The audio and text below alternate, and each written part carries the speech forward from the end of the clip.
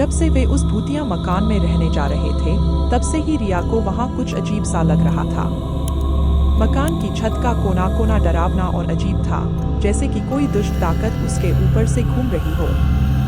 लेकिन उसके दोस्त रवि और अनुज ने उसे यकीन दिलाया कि वहाँ कुछ नहीं है और सब सिर्फ एक अजीब से मानसिक भ्रम है। रिया और उसके दोस्त अपनी छुट्टियों के दौरान वहाँ रहने के लिए उस मकान में गए थे। उनके लिए यह एक रोमांचक और मनोरंजन भरी यात्रा होने वाली थी, लेकिन जैसे जैसे रात का पारा बढ़ता गया, उनकी चिंता भी बढ़ती गई। पहली रात को वे सब एक साथ रहने का निर्णय करते हैं, ताकि किसी भी अजीब चीज की सामना करने की स्थिति में उन्हें एक दूसरे की सहायता मिल सके। लेकिन जैसे जैसे रात आगे बढ़ती गई, वे सब अपने अपने कमरे में चले गए। रिया अपने कमरे में बिस्तर पर लेट गई, लेकिन उसकी आंखें बंद नहीं हो रही थी। अचानक उसने सुना कि कोई आवाज उसके कमरे के बाहर से आ रही है।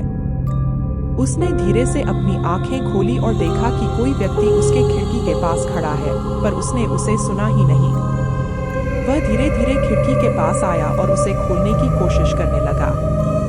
रिया की हालत निरस्त हो गई। वह उठने की कोशिश करती है, लेकिन उसके शरीर में कोई शक्ति ही नहीं होती है। वह बस उस व्यक्ति के प्रति दृढ़ हो जाती है, जैसे कि उसके अंदर कुछ उसे वहां बांध दिया हो। खिड़की का दरवाजा खुल जाता है और रिया को एक अजीब सी शक्ति के सामने खड़ा होना पड़ता है। वह एक बड़ी आत्मा की तरह दिखाई देता है, जिसके मुंह में लहू का भूंपू है और उसकी आंखों से आग निकल रही है। रिया को उसके दर्शन का अजीब महसूस होता है। उसने सोचा कि वह एक बुरा सपना है, लेकिन जैसे ही वह आंखें खोलती है, वह अपने कमरे में ही होती है, जैसे कि वह कभी बाहर ही नहीं गई थी। दूसरे दिन वह अपने दोस्तों को बताती है, लेकिन उनका यकीन नहीं होता है। वे उसे बताते हैं कि शायद वह नींद में ही उस व्यक्ति को देख रही थी और इसलिए वह बिल्कुल डरावनी कहानियों को सुन रही है। लेकिन रिया अपनी आंखों पर विश्वास करती है। वह जानती है कि वह कुछ अजीब महसूस कर रही है और उसके नजदीकी यात्रा नहीं है। वह एक और बार मकान के खोज के लिए निकलती है।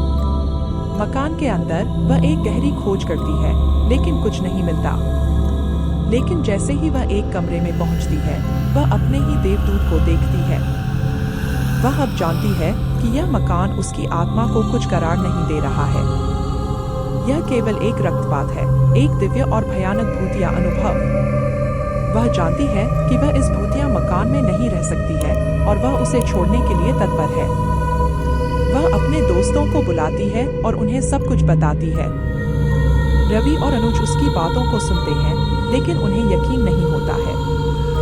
वे उसे समझाने का प्रयास करते हैं, लेकिन वह डरी हुई और अवसादित दिखती है। फिर एक अजीब से घटना होती है।